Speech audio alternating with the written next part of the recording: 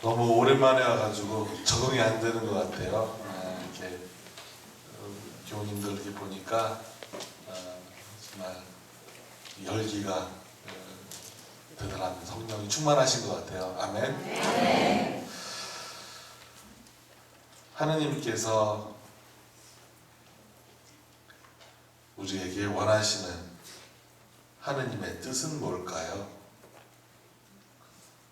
하나님께서 여러분에게 각자 마리아야, 데레아야, 내가 너에게 원하는 것이 무엇인지 아느냐 하면서 물어본다면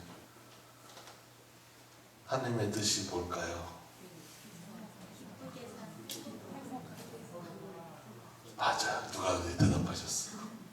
행복하고 기쁘게 사는 게 하느님 뜻이에요. 여러분 행복하고 기쁘십니까? 정말 기쁘시죠? 행복하시죠? 표정 보니까 안 행복한 것 같아요. 삶에 찌들려서. 제가 교우님들을 많이 이렇게 만날수록 느껴지는 것은 마음속에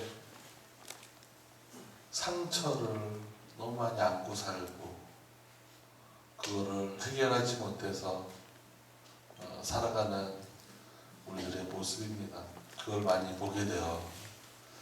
그런데 하나님께서 우리에게 원하시는 것은 행복하고 기쁘게 사는 거예요. 행복하고 기쁘게 사는 것이 하나님의 뜻인데 왜 그렇게 살지 못할까? 그 근본 마음속에는 뭐가 자리 잡혀 있는가? 욕심이 잡혀요. 욕심이 많아서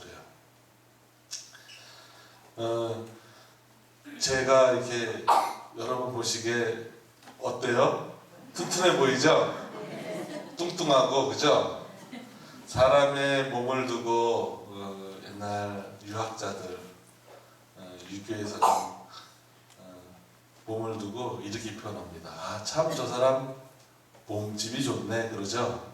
들어보셨어요? 네. 왜 집을 갖고 몸집이라고 그럴까요? 네?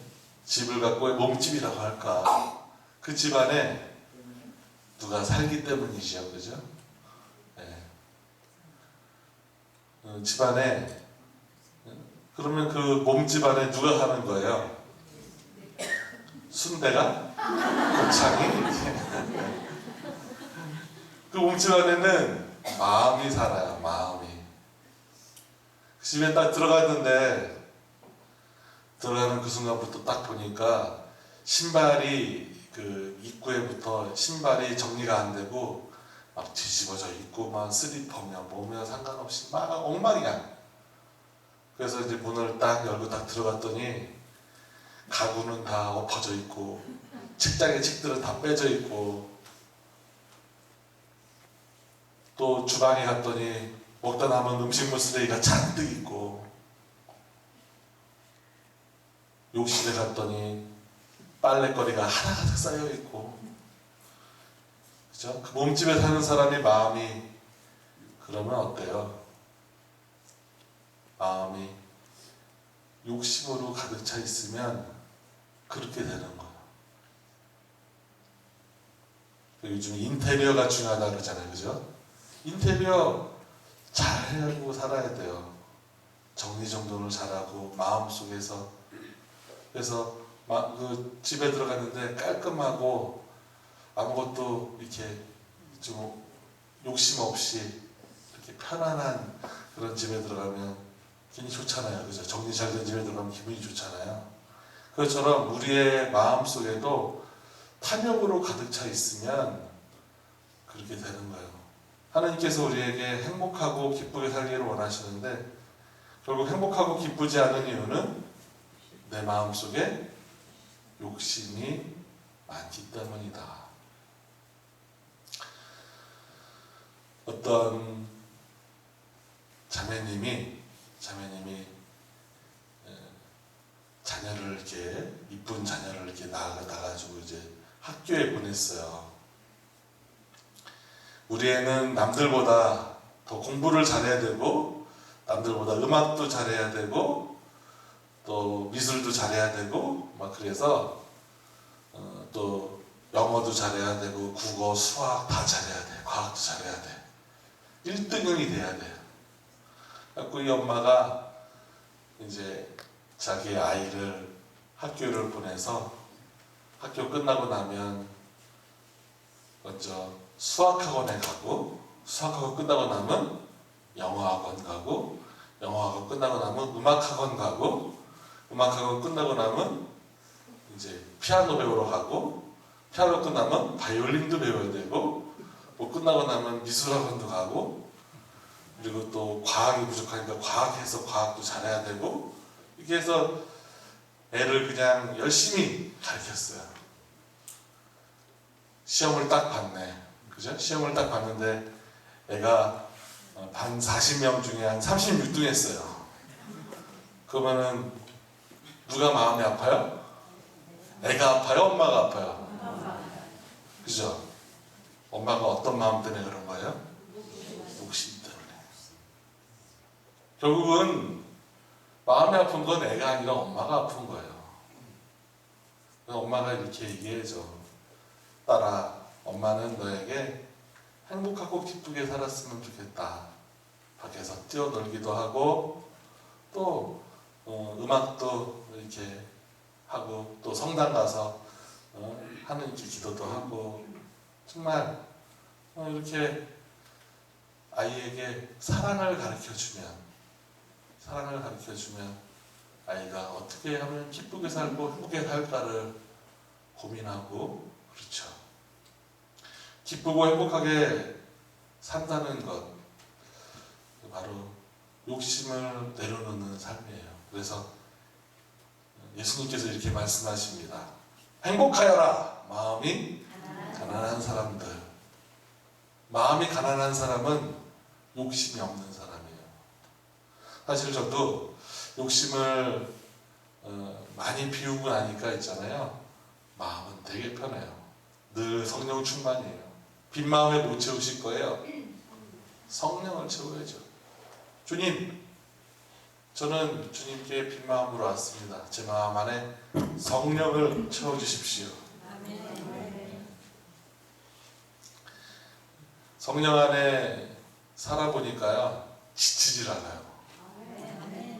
오늘 아침에 일어나서 아침 기도 그리고 저희 본당은 금요일이 열심히 사요. 오전 열심히 사요. 제가 본당 신부로 있는데 금요일날 오전 미사 했어요. 오전 미사 끝나고 1시에 입간 있다 그래서 입간 가고 또 3시에 또 입간 장례가 2건 나가지고 3시에 입간 끝나고 장례 미사를 또 해줘야 돼서 새 미사하고 4시에 미사하고 본당 따갔더니 본당 성령 기도회에서 오늘 하루 피정한다고 미사를 해달래. 시작 미사로. 그래서 5시 반 오자마자 5시 반에 미사해주고 또 좀 면담할 사람이 있어서 면담 2시간 동안 면담해주고 끝나고 오니까 여기야. 근데 지치잖아. 몸은 피곤하겠죠. 몸은 피곤하긴 했지만 영은 맑아요. 더 기뻐져요. 그러니까 여러분 마음의 욕심을 내려놓기를 청하십시오. 그래서 마음 안에 짐이 있다면 이 시간만큼은 마음에 있는 욕심을 내려놓으시기를 바랍니다. 사실은 오늘 복음을 읽었는데 복음을 묵상할 시간도 없었어요. 그래서 어제 복음을 이렇게 잠깐 나눕니다.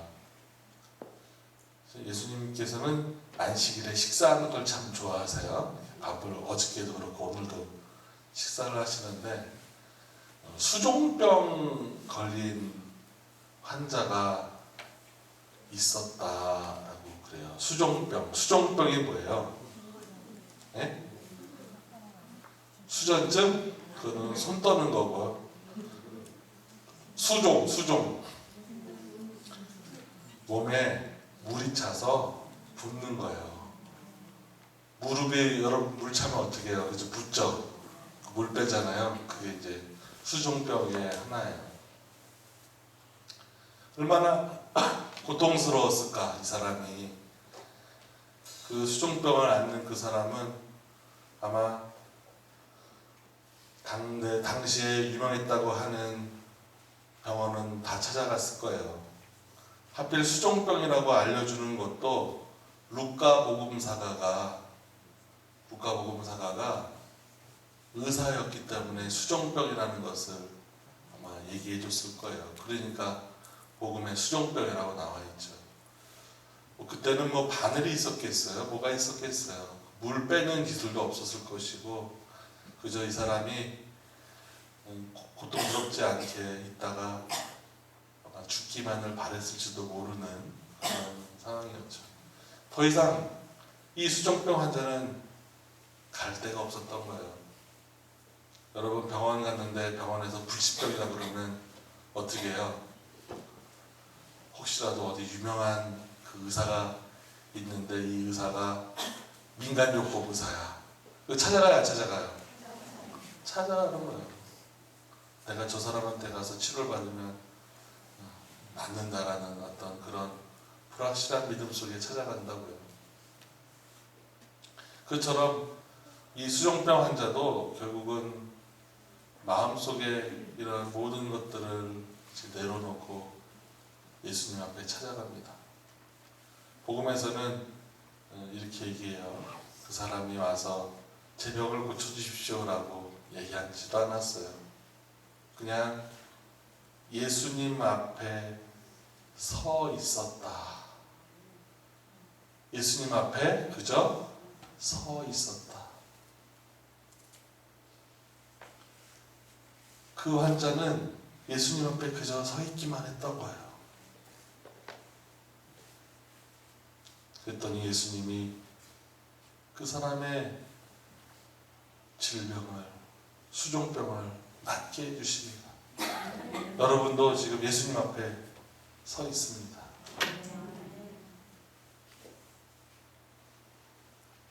주님, 제 영혼이 갈 곳이 당신밖에 없습니다. 당신 앞에 나왔습니다. 이렇게 주님 앞에 서서 주님께서 주시는 은총을 다 함께 받으셨으면 좋겠어요.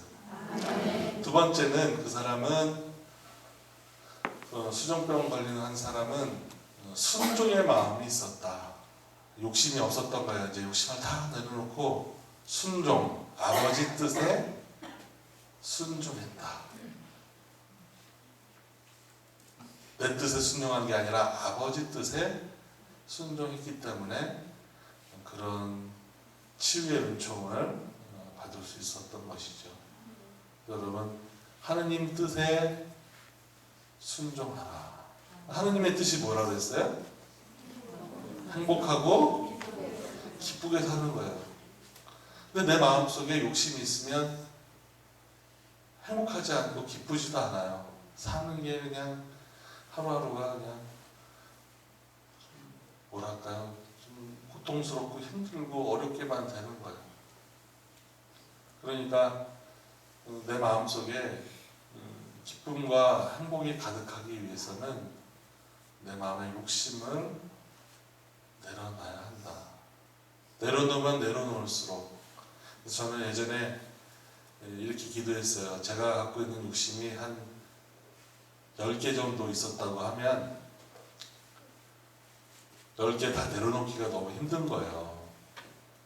그래서 한 개만 제대로 내놨더니, 욕심을 내려놨더니 나머지 9개는 그분께서 내려주시더라. 여러분, 내가 갖고 있는 헛된 마음, 욕심 하나만이라도 주님 앞에 내려놓으시고 주님께 의탁하십시오. 그러면 나머지 9개는 주님께서 내려주신다. 그렇게 마음의 욕심을 좀 내려놓으시면 주님께서 이끌어 주신다는 것입니다. 그렇다면 하느님의 뜻을 신학적으로 이야기한다면 하느님의 뜻은 뭘까요? 우리 모두가 행복하고 기쁘게 사는 것인데 하느님 이것을 신학적으로 풀이해서 하면 섭리라고 하는 거예요. 하느님께서 뜻하신 것이 이루어지는 것, 그것을 섭리라고 부릅니다. 그렇다면 하느님께서 이 세상을 창조하시고 우리를 만드시고 우리에게 당신의 뜻을 알려주시는데 그럼 하느님의 뜻은 뭘까? 하느님의 뜻은 창조된 피조물을 지지해주고 그 사람을 예를 들면 옆에 있는 사람 한번 쳐다보세요. 좀 못생겼죠? 못생겨도 당신 최고야 이렇게 해주는 마음이 필요해요. 지지해주고 그리고 또 피조물을 배려해주고 옆에 있는 사람을 또 내가 만나는 이웃을 내 배우자를 배려해주고 세 번째는 완성의 길로 이끄는 것 그것이 하느님의 뜻이요 섭니다 라고 얘기하는 거예요. 그러니까 배려해주고 지지해주고 완성의 길로 나아가도록 이끌어주는 것 이것이 하느님의 뜻이에요. 마음이 행복하고 기쁜 사람은 옆에 있는 형제 자매들에게 지지해주고 배려해주고 완성의 길로 나아가게끔 해준다. 또 내가 지금 행복하지 않아 기쁘지 않아 그러면 옆에 있는 사람이 나에게 지지해주고 기쁨을 주고 지지해주고 배려해주고 내가 기쁘고 행복하게 나아갈 수 있도록 완성의 길로 이끌어줘. 다시 말하면 이게 뭐예요? 사랑을 실천하는 거예요.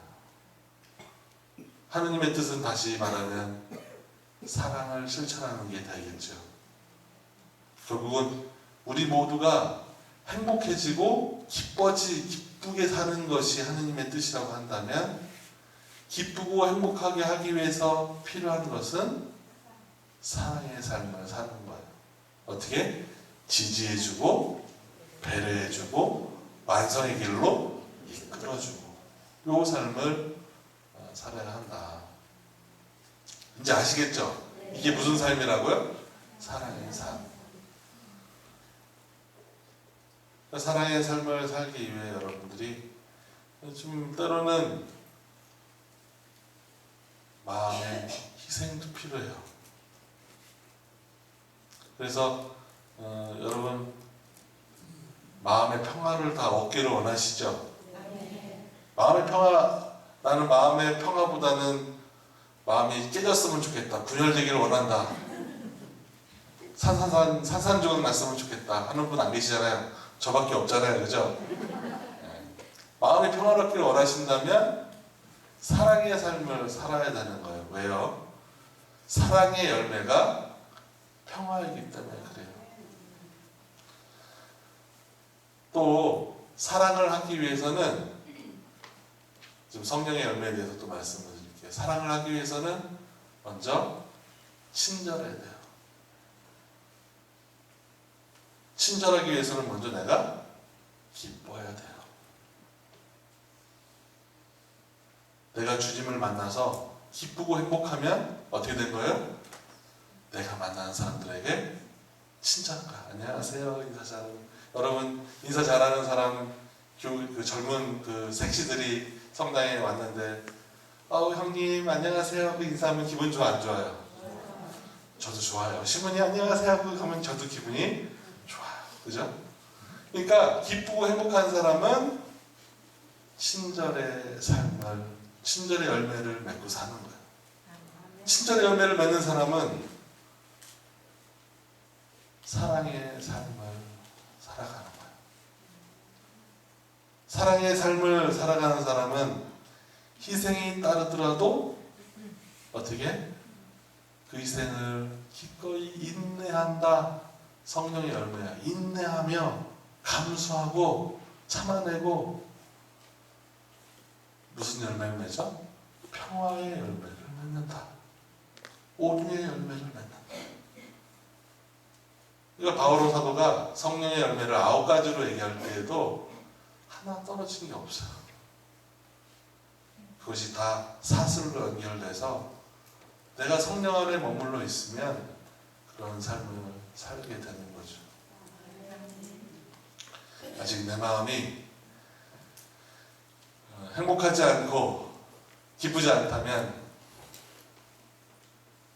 오늘 미사를 보고 나면 주님 저 행복하게 해주십시오. 저 기쁘게 해주십시오. 청하십시오.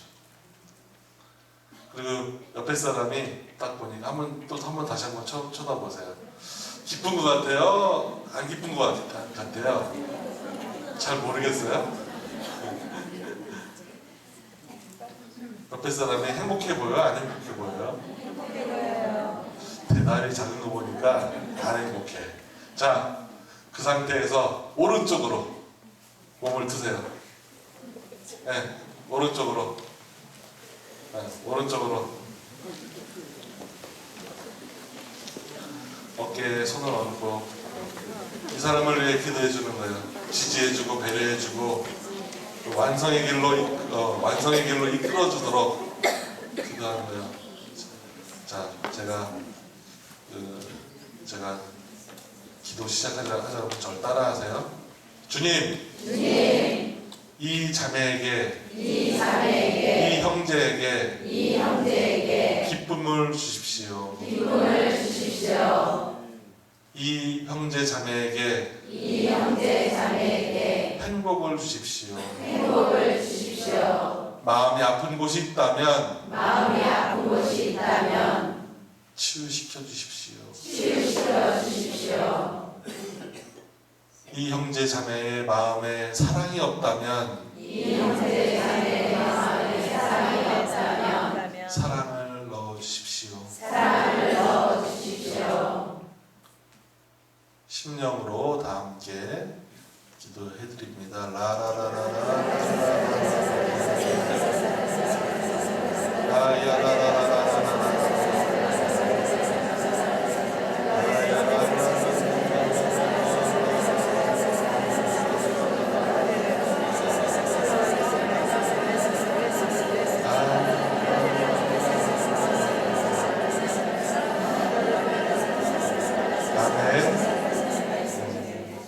이제 기도를 받았으니까 어떻게 돼요?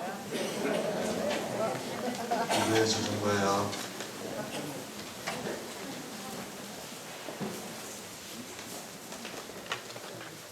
자, 저는 또 따라합니다. 주님,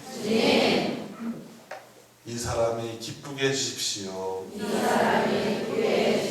사람을 기쁘게 해주십시오. 주님, 이 사람을 행복하게 해주십시오.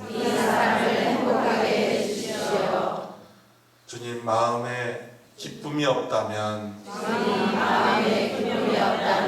기쁨을 주십시오. 이 사람이 마음에 아픔이 있다면 아픔을 치유시켜 주십시오. 이 사람 마음에 사랑이 없다면 사랑을 넣어 주십시오. 앞에 있는 사람을 위해서 심령으로 또 기도해 드립니다.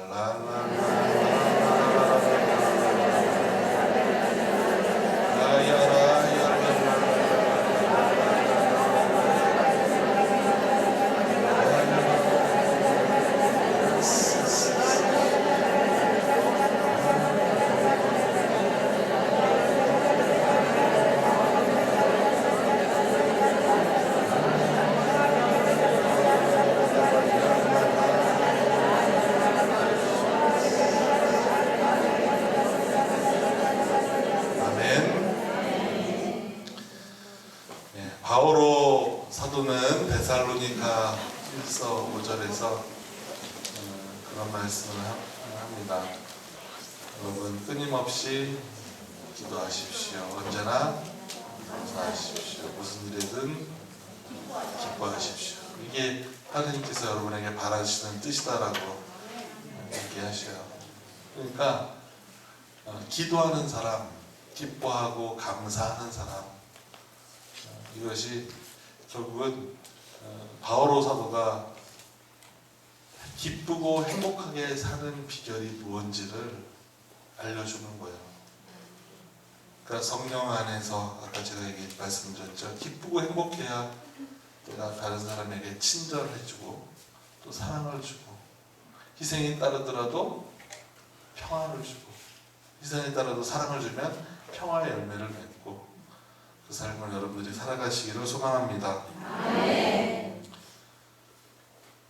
오늘 화독성의 말씀처럼 주님께서는 여러분 한 분 한 분을 다 기억하시고 당신 법으로 이끄시고 또 버리지 않으신다 그랬어요. 여러분 특별히 오늘 마음속에 욕심이 있다면 욕심을 내려놓는 은총을 청하고 또 여러분 모두가 행복하고 기쁜 삶이 되기를 간절히 소망합니다. 성부와 성자와 성령의 이름으로 아멘. 모두 일어서십시오.